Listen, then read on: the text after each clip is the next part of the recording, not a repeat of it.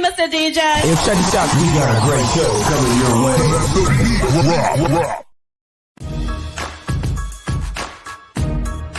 From the ECSI Sports Studios, it's the Midday Market Report with Jeff Dawson.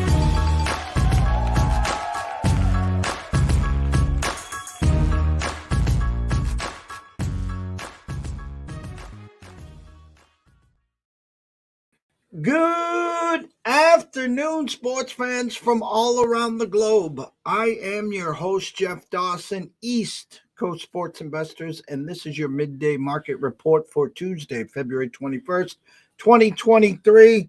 Our weekly trip to L.A., a little East meets West, a little Larry versus Magic from my good friend and colleague, Mr. Pop DiBiase, that I have known forever.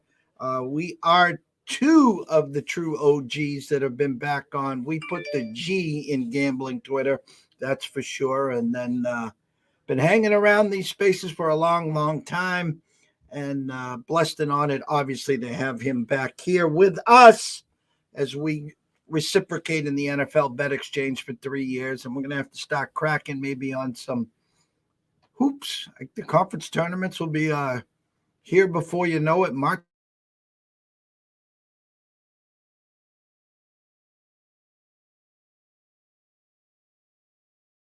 March 20th to be exact. Supposed to fly into Vegas for a couple of weeks for the tournament, for the start of baseball. We'll see what happens as Mass goes live with the mobile apps March 10th. So maybe we'll be too busy back on. We'll see. But without further ado, let's bring him in. The one and only Mr. Pop DiBiase. What's up, world? You guys know what time it is. You know I'm at a place I love to be at. I'm with my man, the Don of Cape Cod himself, Mr. Jeff Dawson. How you doing, sir? How's everything?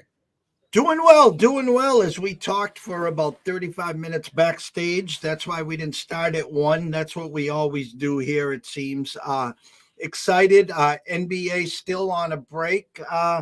You know what? I talked about it, but I'm going to throw you the soft alley-oop here.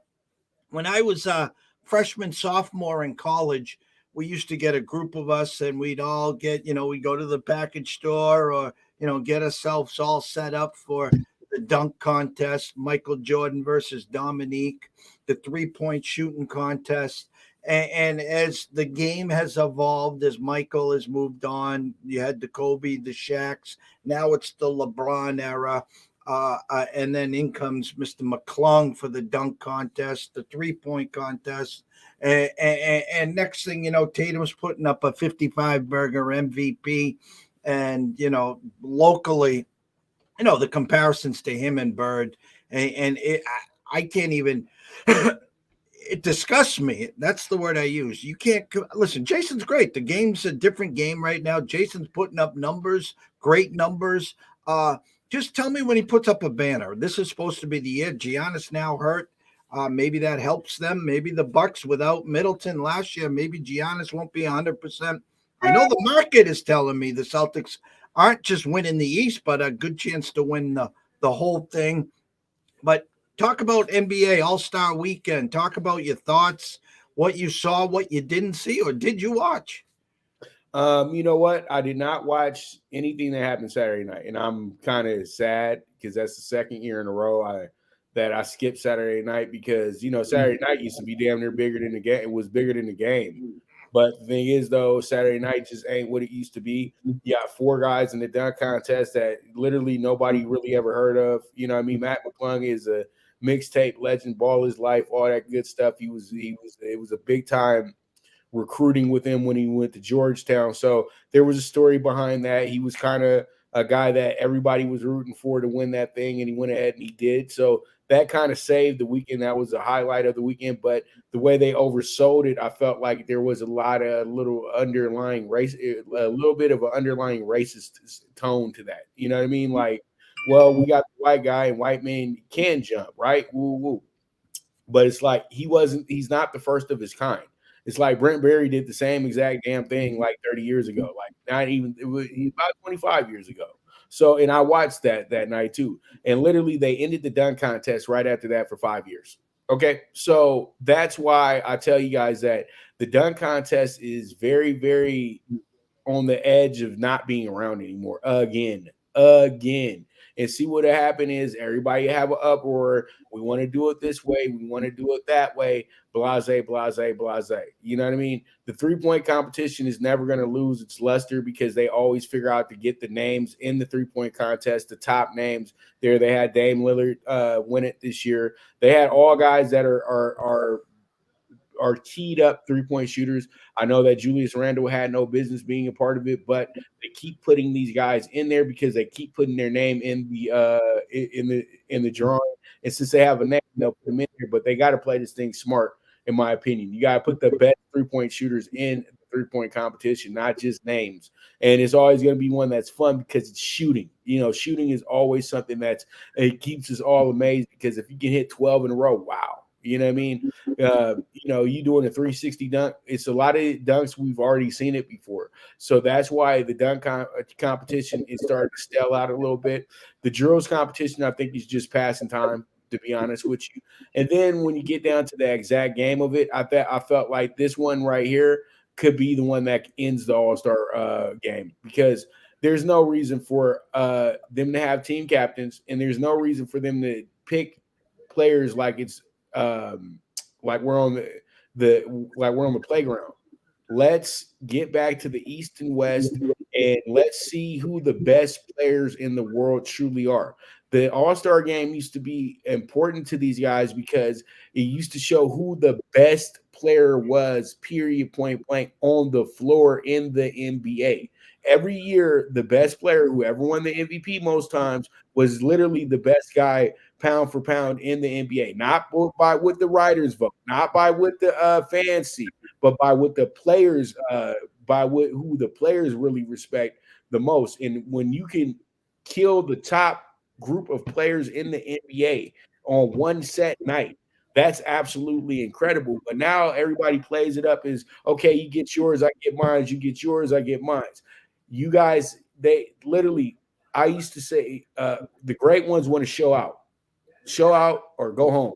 They're not going to waste their time just showing up to a game to just run around and maybe do 2 or 3 dunks and then sit it out. I know that you don't want to play hard for an all-star game, but in basketball, it's always competitive. So when you get an all-star game, all-star games are bigger than the NBA Finals games because you have the best of the best on the court, and you cannot waste that opportunity. And that's what the biggest problem is that you guys are always talking about we're playing too many games, we're doing too much of this, we're doing the guys in the 80s, 70s, the 90s, 2000s did the same thing.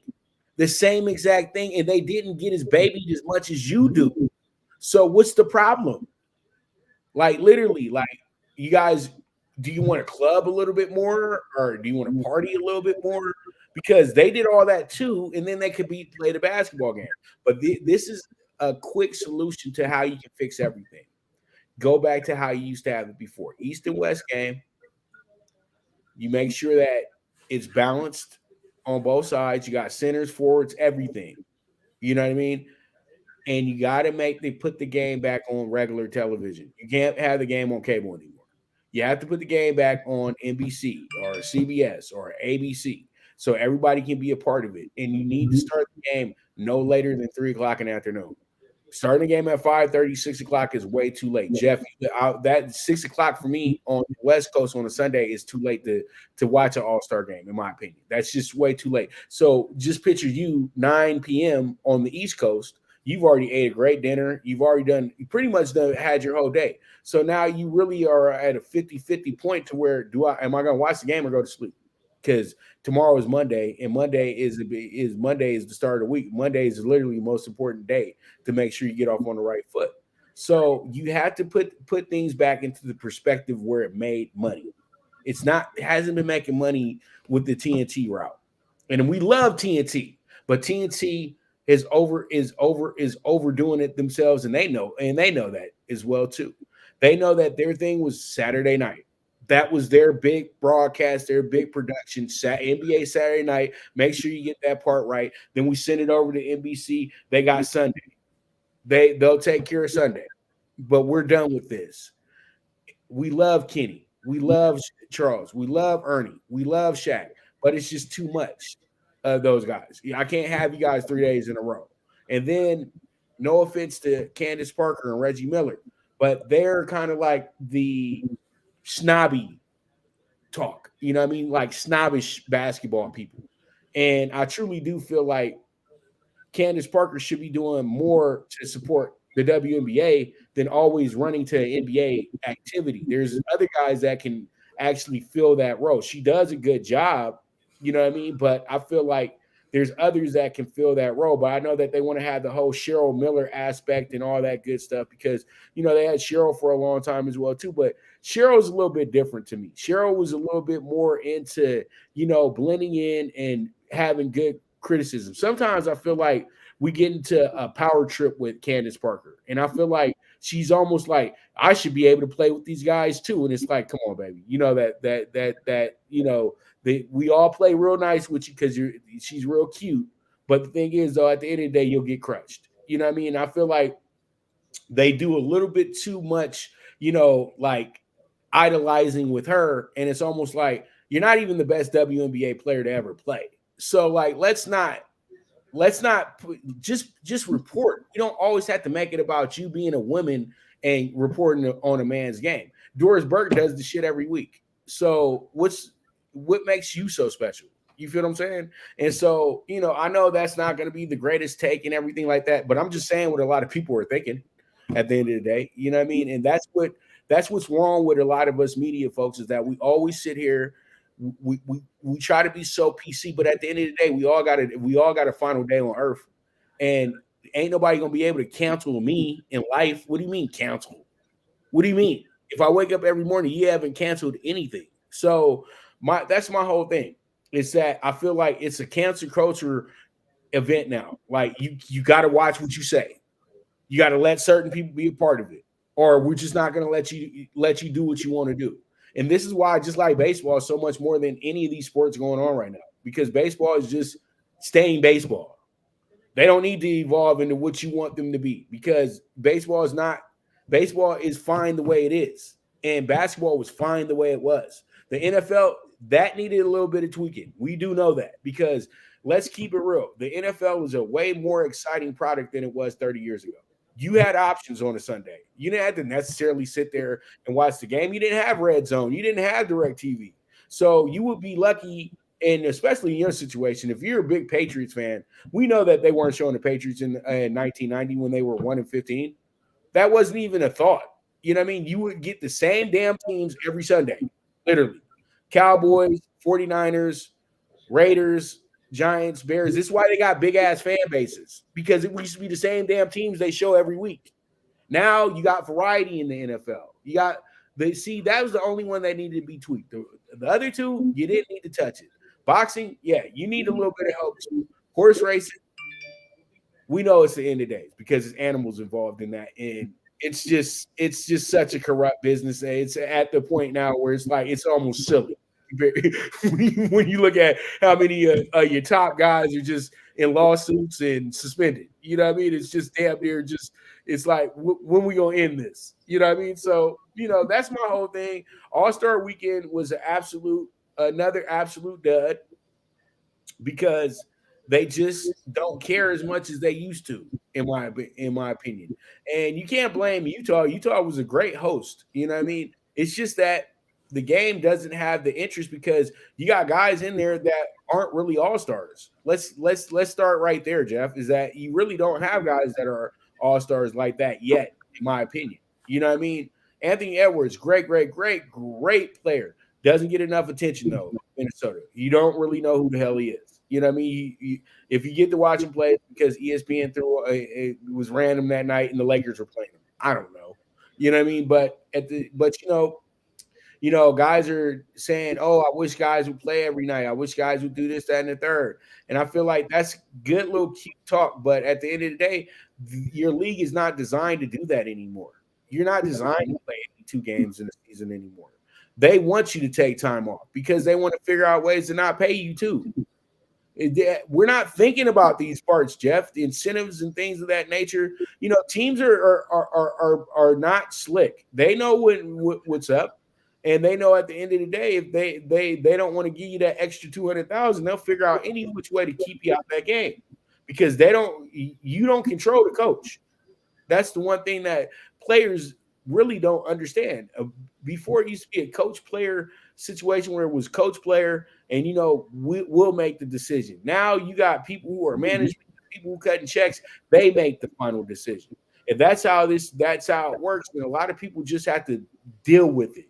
Like I always like to say, just deal with it, Jeff. You know what I mean? So that's all I got to say about the NBA All-Star weekend. It's just a good little break for these guys, even though they made them play 60 games already. At least they used to let you, at least you would get your 41 in, and then they give you an All-Star. You get the All-Star break. But literally, I can understand why these guys are gassed out and don't care because you're 60 games in already, and you only got 22 games left to go, most of you guys, or 20 games left to go. So they really have already burnt you out in a sense. So we'll see how, because the season could be over already, Jeff. You know what I mean? As many games as they played. So will it fix itself? Maybe.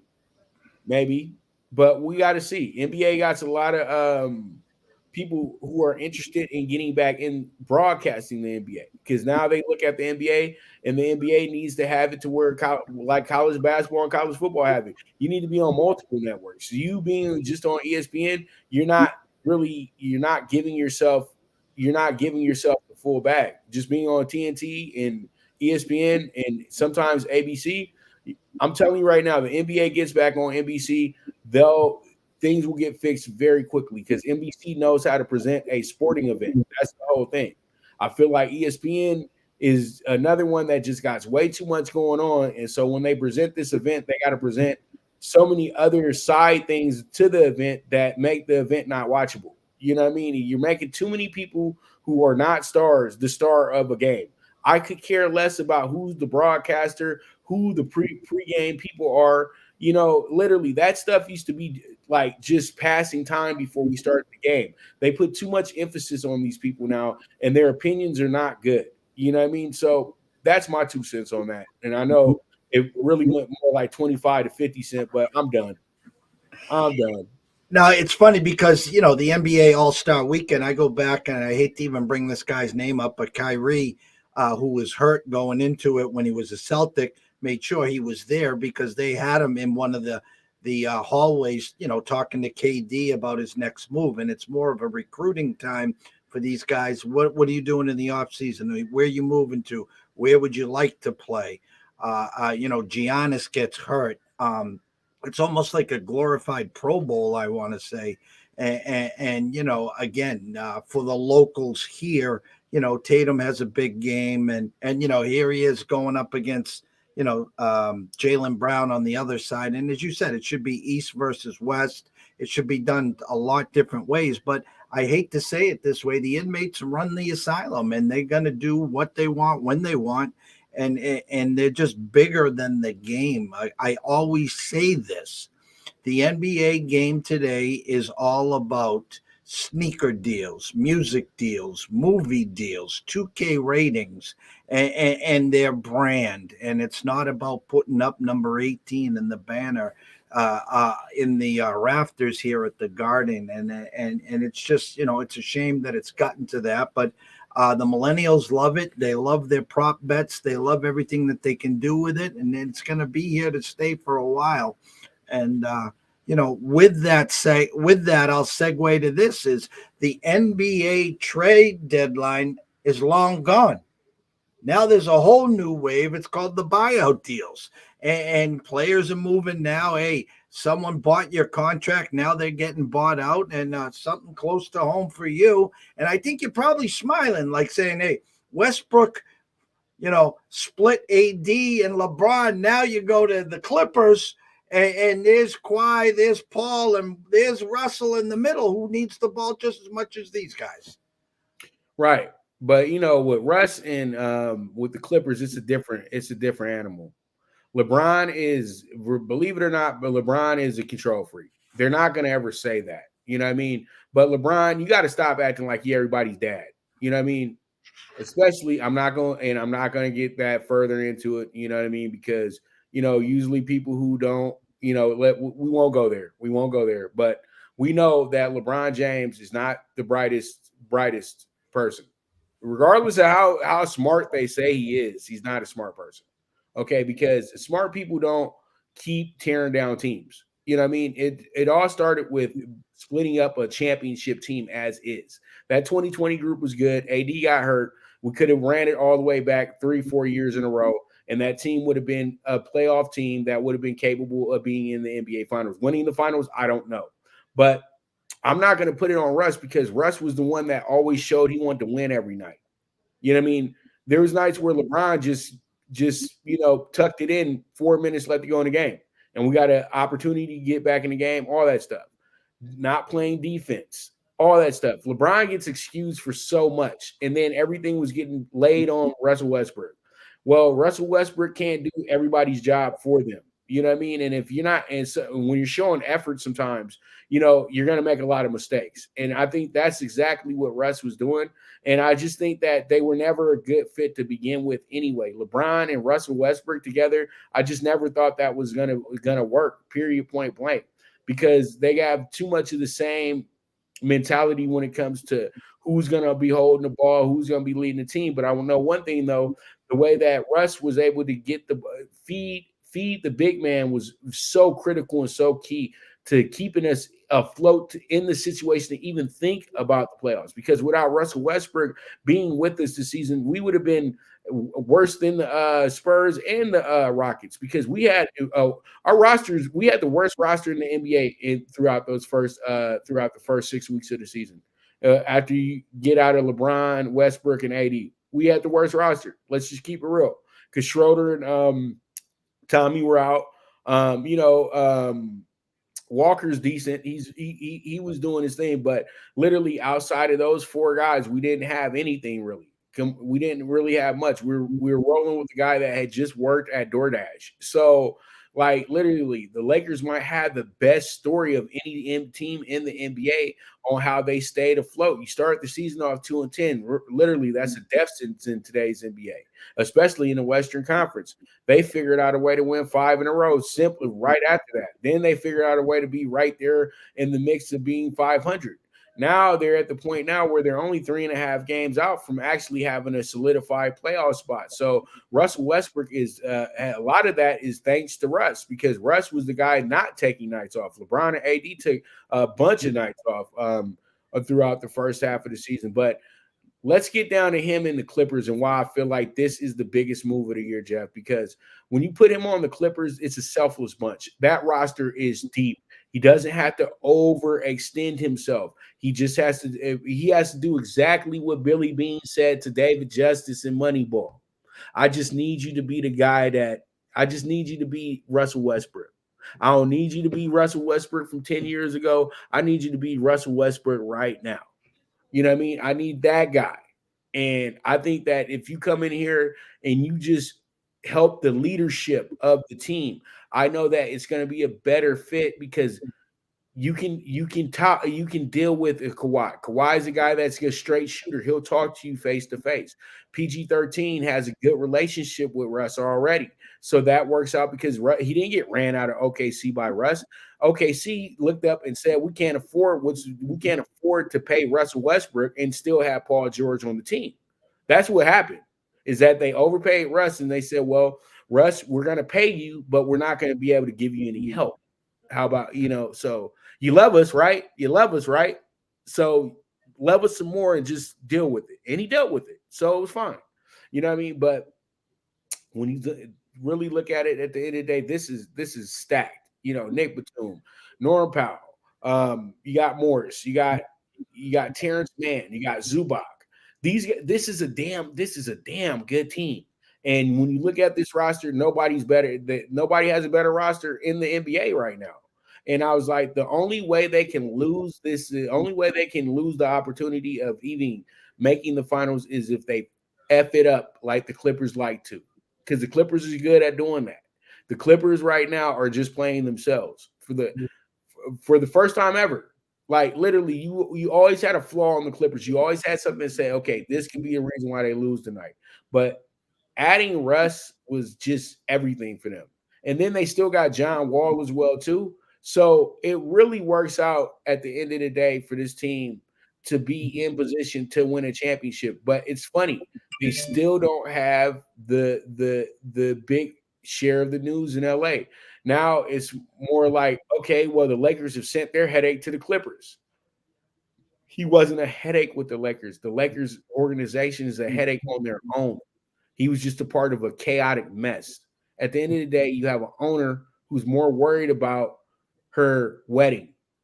Then you have a general manager who's more worried about appeasing a 40-year-old in LeBron James. Yeah, I'm going to say 40 because I know he's 38, but if we round it off, he's 40. You're trying to appease a guy who's at the peak of his career, and then you're undervaluing the guy that you overpaid to be here in AD. And you're not setting up a team for AD's future. You're setting up a team for right now. And that's what the biggest problem with the Lakers is, period, point blank, is that they're not thinking about the future. They're just thinking about what's going on today and trying to satisfy LeBron James. I feel like if you're going to try to satisfy LeBron James, you have to send him to a team that wants to do all that. And the Lakers just really don't need to do all that at the end of the day, because I know one thing, your Celtics wouldn't put up with this at all. Think about that part. Philadelphia 76ers, they wouldn't put up with this either. They don't care how great you are. It's just that they know you're old and they know that they can move on from this. The Lakers, though, they feel like they have to hold on to it because they want to have the most polarizing figure in the NBA. You know what I mean? And they just want to have a news story. The Lakers just want to be relevant. Those years when Kobe retired and the Lakers were absolutely awful, the Lakers were not relevant. The Lakers were more, it was such a joke.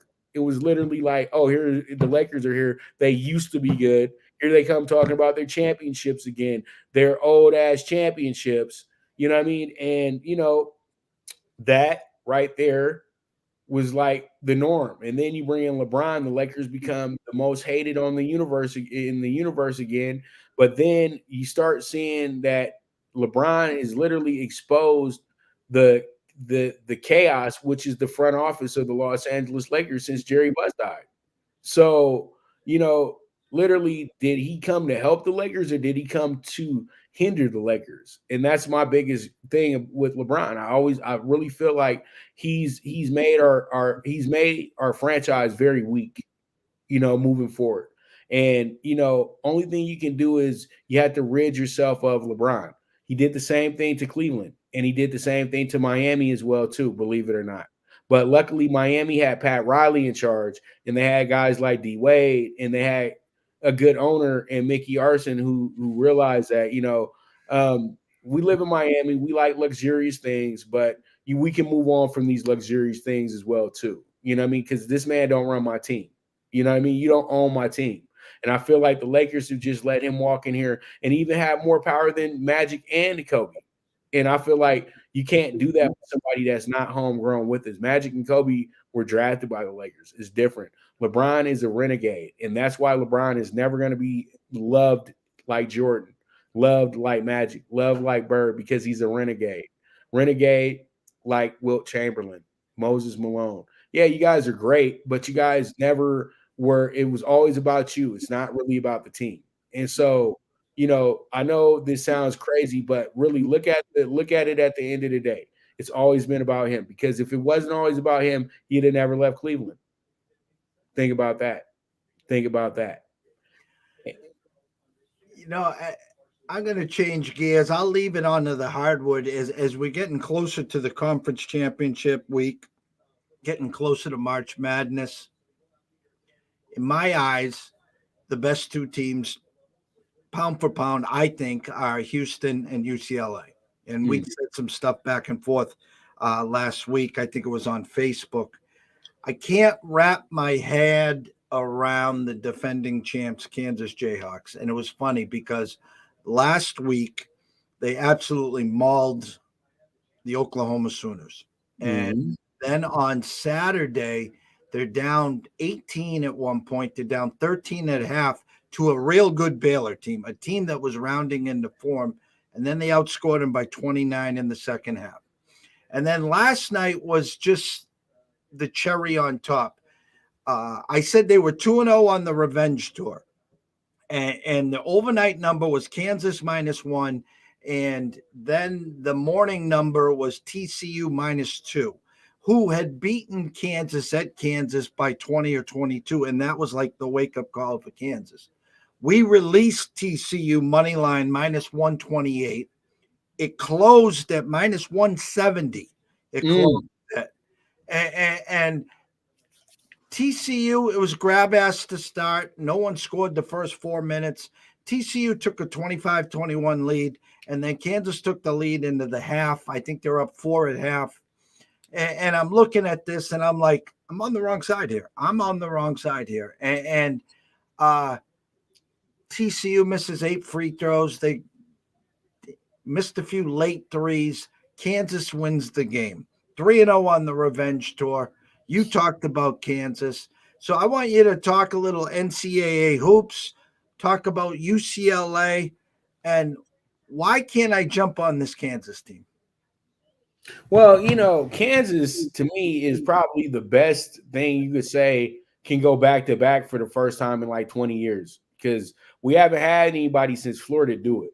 So, they have the look to me to where, okay, once we get in a tournament, Kansas is going to know exactly. But when you got a team that you lose by 23 to the team that just now has 10 losses on the season like a TCU, then you kind of doubt things a little bit. But we have to remember, man, this conference is so tough. I looked up, they had 3 teams in the top 10 in the Big 12. And then at one point, they had 6 teams in the top 15 2 weeks ago.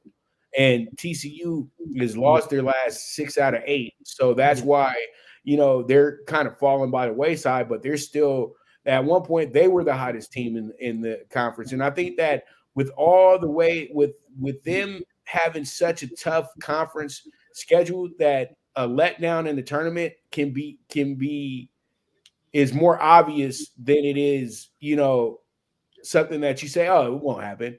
A letdown easily can happen to Kansas. You saw what happened to Kansas when they played at the Battle for Atlantis. As soon as they locked it up with Tennessee, another team that's playing in one of the better conferences in college basketball, even though they only got 2 ranked teams now, they had 6 as well, too, for a while. But teams like Mississippi State kind of fell off. Auburn has been going through the motions a little bit. Kentucky, come on. We know what's going on with Kentucky, even though they're playing their best basketball of the season now.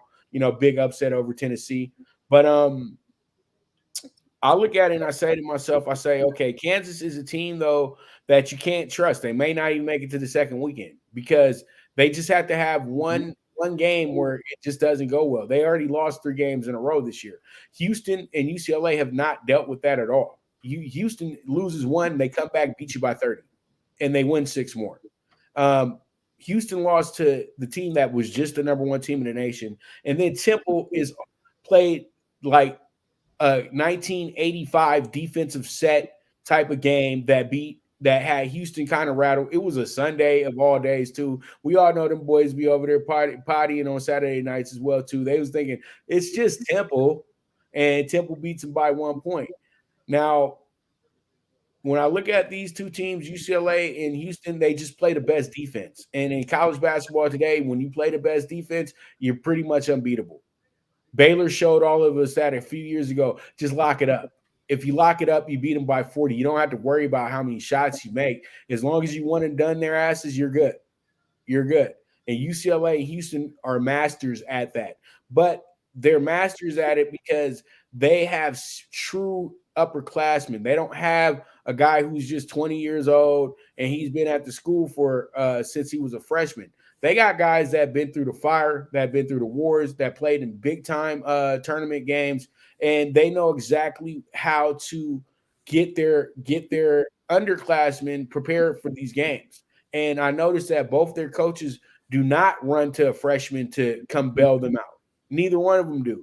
You know what I mean? The freshman sensation at UCLA is literally a role player. Amari Bailey was supposed to be the people thought he was going to be getting 25 a night. But when he showed that he wasn't he's good, but he's not a Cronin guy. He's not tough. Cronin guys that got thick skin. And if you can't talk to a guy a certain way like everybody else, then it's going to be tough to coach him. So the best point of the year was when we realized that Amari Bailey was more of a luxury than he was a need. That's when he got hurt for those 5 games. And UCLA did not miss a beat. They actually were even better without him. And I know he wanted to get back as fast as possible because all he's worried about is draft stock. But if you're only worried about draft stock, UCLA ain't the school for you. And that's why UCLA is looking so good right now, because they're sticking to their goals and they're sticking to the mission, and they're not making players are not entitled at UCLA. Players are not entitled at Houston. They are showing that, we can get anybody to come here and play for us, because we are up here. We're a tradition in college basketball. And Houston had to remind everybody that for a long time they were the school in Texas. There was no other school in Texas but Houston. It was Houston and everybody else. And we all know this. Houston has produced the best college players to ever be from the state of Texas. Clyde Drexler, Hakeem Olajuwon. So, them meeting in another national championship 40 years later would be absolutely incredible, because it would be not a battle of the stars. It would be a battle of the coaches. 2 great coaches, Mick Cronin, Kelvin Sampson, guys that win everywhere that they go to. And that's the biggest thing about college basketball, why we love it so much today, is because it's not really about the player, the individual players anymore. It's about the team. You don't – and NIL was the worst thing that ever happened to a lot of these guys, because I think that it cut them short. It cut their real value short. When you take $2.5 million before you step on a college campus to be sponsored by somebody, and then you're not good, it's really sad. But when you sit up there and you do what Jaime Jaquez did, and you do what Jalen Clark did, David Singleton, what you did was you upped your draft NBA stock. And if you're really good, you got a name. So the moment that you declare for the draft, you're going to get yourself a great sponsor deal, a great shoe deal, all the great things, because they know what's coming. When they do this now they've built your name up. But when you've already came to the school with the intention of just taking the money, then they don't care about that. They don't want to sell the individual anymore. They want to just sell the team. It kills me that we don't get to have them hyping up the stars of college basketball right now, because this is one of the best college basketball seasons ever, and everybody has a golden player. But then you go back to the recruiting end of college basketball as well too. They're recruiting great teams. You can go 10 deep now. You got 10 great players on your team. You don't just have 3 good guys and then 7 really good role players.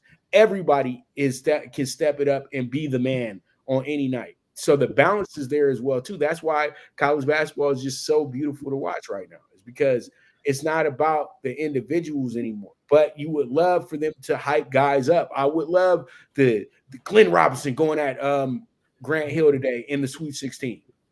That's what sold the game.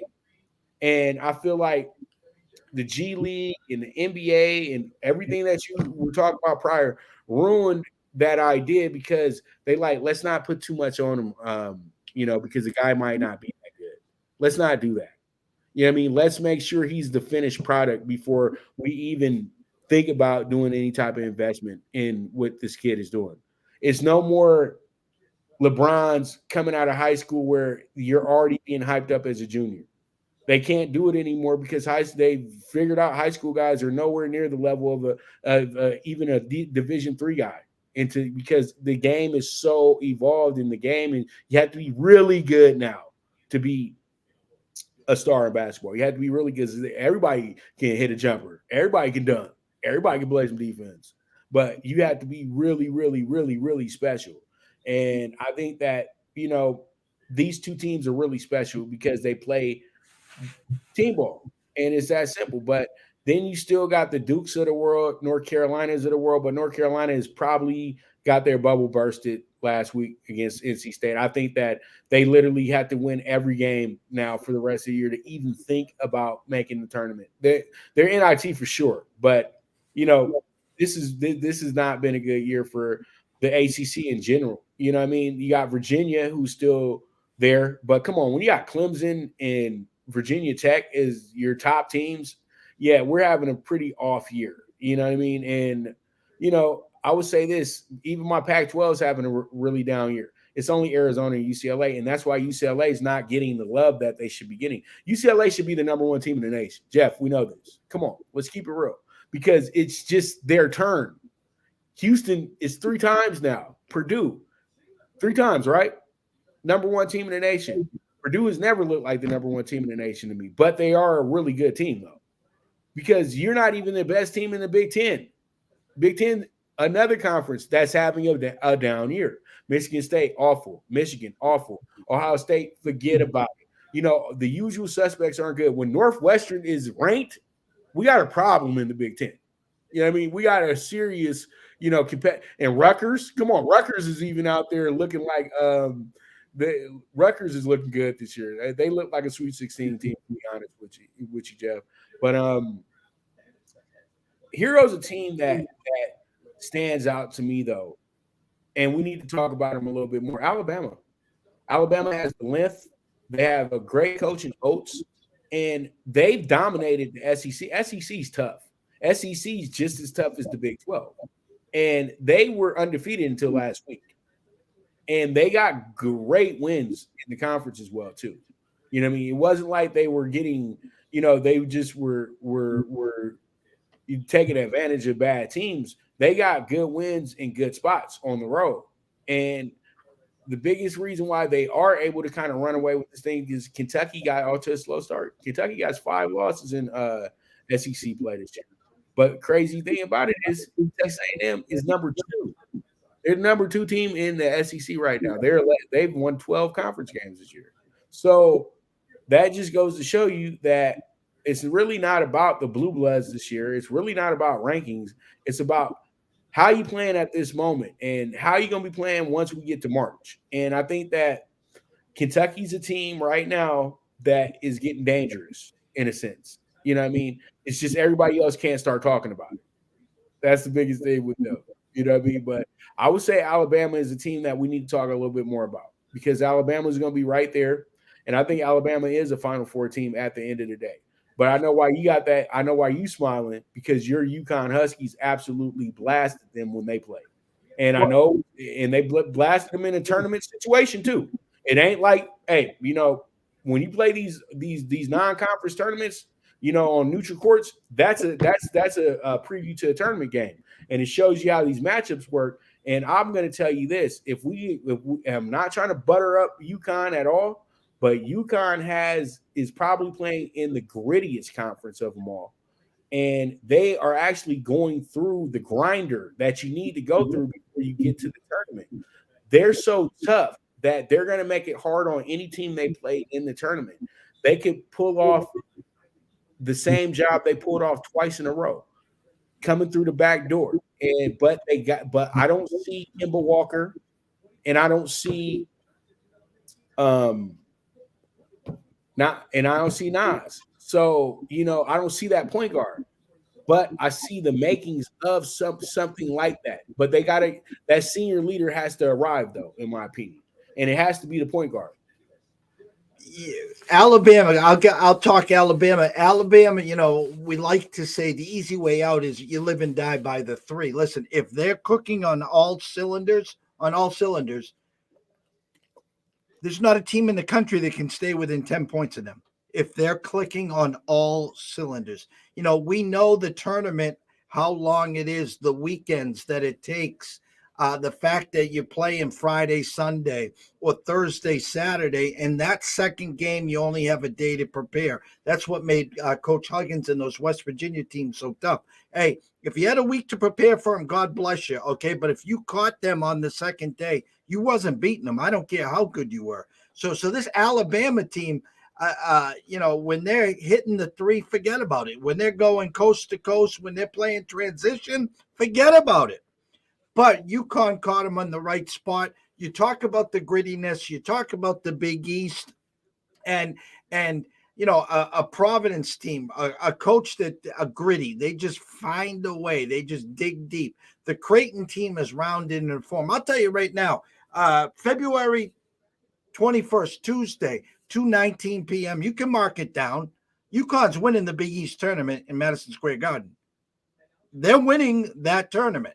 There's no doubt in my mind. Now, yeah, I know Creighton, Xavier, Marquette, Providence, they're all going to get in the way. I'm just going to say right now, I think they win that tournament. Now, with that said, come the March Madness tournament, I think Creighton is built to go further. I think Marquette might make it to the second weekend. I don't think Xavier will make it to the second weekend. UConn can win the 6 in a row. They can also get picked off by a New Mexico State. I saw a Joe Lunardi, and I saw him facing like a Northwestern or someone with that same pedigree. And I'm like, oh, here we go again, because they're offensively challenged. They're going to go as far as Jordan Hawkins and Sunogo take them. They need Jordan to be hitting them from the outside, and they need Sunogo down low. Okay. So it's going to be interesting, no doubt. I think this tournament is wide open. Again, we just talked about UCLA. We talked about Houston. You just brought up Bama. We talked about Kansas. Now you start peeling the layers back. A Tennessee team that no one wanted to face, 3-4 weeks ago. Now they're 2.5-point underdogs today at who they got today? At A&M. So you talked about Kentucky. Kentucky's 2-0 against Tennessee. Cal's like, hey, guys, I'll play them every day. I'm not afraid of Tennessee. Right. So it's wide open. We can't wait. We'll be talking for weeks about this. And to wrap it up, throw you the slow curve. Pitchers and catchers have reported. Give us a Dodger outlet. How's things going? What are you hearing? What are you seeing? Who's in? Who's out? Any good Dodger talk before we wrap this up? Well, we all know Kershaw is not going to be in the WBC. That's good because he's focusing in on winning a championship this season, from what I'm hearing. It wasn't any setbacks or anything like that. Just at the end of the day, they just decided to not be a part of the WBC because when you look at the roster, yeah, you got Mike Trout and guys like that, but then you got a lot of just B, C grade players that are a part of it.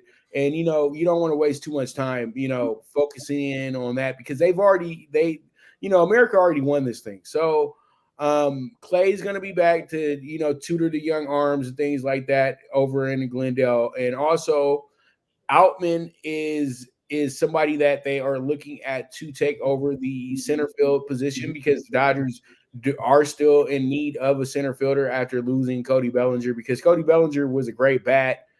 He wasn't a great bat. His bat wasn't what it used to be, but his glove never went away. He's a Golden Glove center fielder, so you are losing a good amount of defense. And also, our young boy, number 9, trying to think, Lux. Lux is rounding into form right now. It looks like that he's going to be taking over the third base position full time, and that's good to know because it's good that he is now going to be a full-time starter. That's why it was okay to move on from Justin Turner as well too, who's not going to – I know Justin Turner looks like he's going to be able to do something, but I think that he's at his end. You know what I mean? So the Dodgers didn't lose much with that.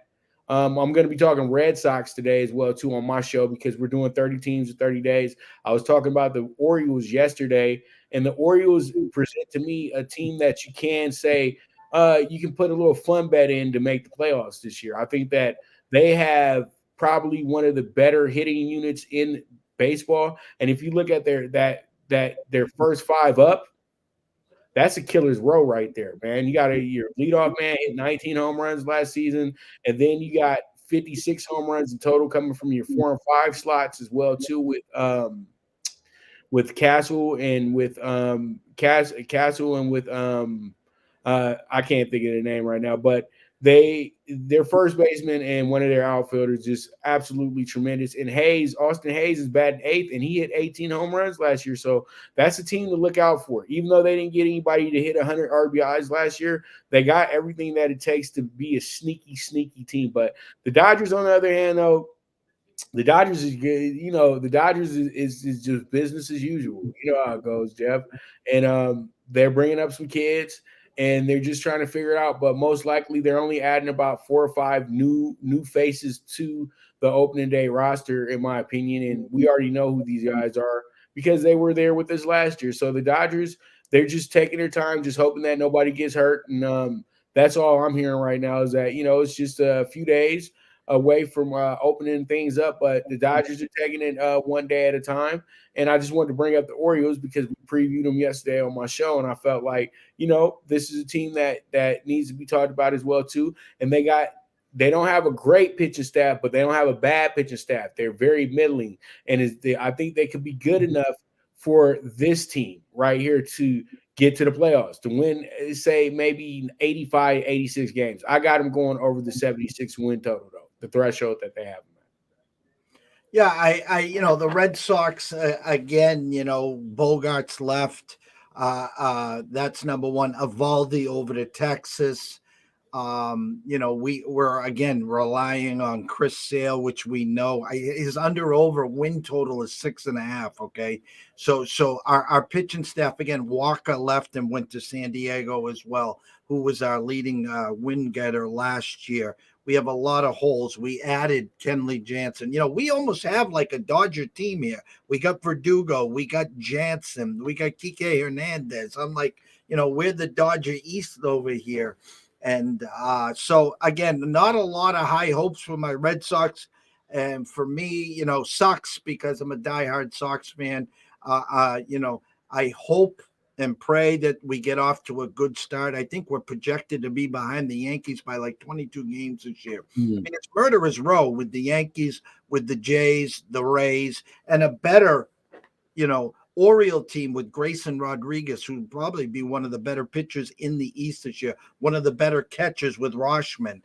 They have some young talent, and they were I like to use the word with them, feisty. They were feisty last year. They came to play every game, and you were, it wasn't like, in come the Orioles and pencil in a 3-game sweep. It doesn't work that way. And with the unbalanced schedule now, again, you don't have the 19 games amongst all 3 of those in each division now. So it will help you build up maybe some more wins so you're not beating each other up. So, we'll be excited there. And again, as the season progresses, we'll be doing a lot of Red Sox Dodger talk, you and I, as we get through the conference championship, March Madness. And obviously we'll be talking some horse racing with the Derby coming up before you know it. And, May will be right around the corner. So the scroll has been going the whole time at Pop DBRC, at Prime Wave Media. You and I are known, obviously, the Prime Time Kappa. But tell everyone where they can get all your work, all your efforts, and where they can watch your shows. All right, you guys can go on the Twitter, as it says right there, at Pop DBRC. You guys can see all my famous bets list and talking tickets and all that stuff that I do put out. Also, you guys can catch my show daily on Prime Wave Media. Also on the Pop DBIC Twitter page, but you guys can catch it on Prime Wave Media YouTube page, and you guys can catch it on my Facebook as well too. Also, you guys can also always hit me up on the Instagram at DBIC Wave _ as well. But if you guys do want to be a part of the Primetime Sports Investors, you guys can send an email to Prime Wave Media at yahoo.com, or you guys can send it to popdbic at icloud.com. I can respond to that to you right away. You can always DM me as well too if you do have questions. We do have March Madness coming up as well too. Big packages. You guys already know what they call me. At the end of the day, the CBB guru, and I did not give myself. That's not self-proclaimed. That is something that they gave me back in the day when we first jumped on the Twitter thing. So pretty much, you guys can hit me up, and I'm willing to help and get you guys to the winner circle. So just let me know. And the Primetime Angles, the premier sports betting show, is available Monday through Friday. We are live. It's either going to be 1 or 2 o'clock or noon. I don't have a set time anymore. I just let it rip. But you guys can always catch the replay as well too, which is always available on Instagram as well. So I look forward to it. And also a big announcement coming Friday, 1 o'clock Pacific time, weekly now. I'll be having my segment on the No Filter Network, which houses Tony Bruno, famous NFL NFL radio broadcaster and everything like that.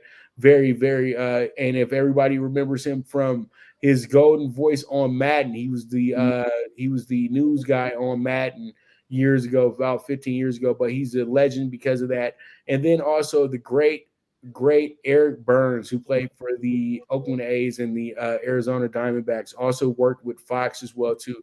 One of the better personalities in the MLB. I also have an exclusive interview coming with him as well too. I interviewed him the first day on Radio Row as well too. We talked a lot of baseball, so you guys look forward to that. Hopefully Jeff can join me if he's available for 15 minutes or so to talk some baseball with me. So you guys be on the lookout. No Filter Network and Pop DiBiase came together, and my show will be on there Fridays 1 to 2 p.m. Now we got a set time for them, so 1 to 2 p.m. Pacific time, and you guys make sure to tune on in for that, or you guys can catch the replay. But it's just going to be more like a drive time situation where I get everybody set up for the Friday night and for the weekend in college basketball as well too, or for the weekend in the NBA, and with MLB coming up, just talking series and things like that as well too. So it's going to be a lot of fun, and I know that we're going to have a lot of interactions going on with the audience as well too. So I look forward to answering questions as we are on the air as well.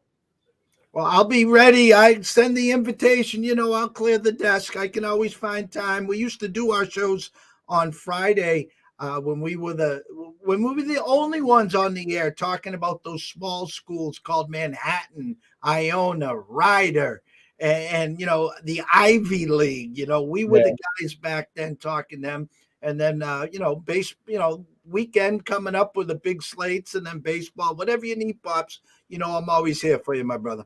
Yes, sir. Yes, sir. I know. So hopefully we just gonna keep this thing moving, Jeff. And you know how it goes, man. It only a matter of time. But I thank everybody for tuning in today. I thank Jeff for letting me be a part of the program once again. And I look forward to being back next Tuesday as well, too. The one and only Pop DiBiase at the Prime Wave Media. And myself, Jeff Dawson at EC Sports Invest. If you're not following us, please do. It's free. Tell a friend, retweet, tweet. It's like tipping the dealer at the Bellagio. So don't be shy with that. So from myself, Jeff Dawson at EC Sports Invest, from the one and only Pop DiBiase at Prime Wave Media, we wish everyone a blessed day. Myself and Riley Magnuson will be back at 5 p.m., not 4 p.m., for the closing bell. And then myself, Scott Webb, at Webby 20 MLB will be back at 7 o'clock tonight. We're going to talk some bases. Yes, we're going to be talking some bases there. So everyone have a great afternoon, and we will see you soon.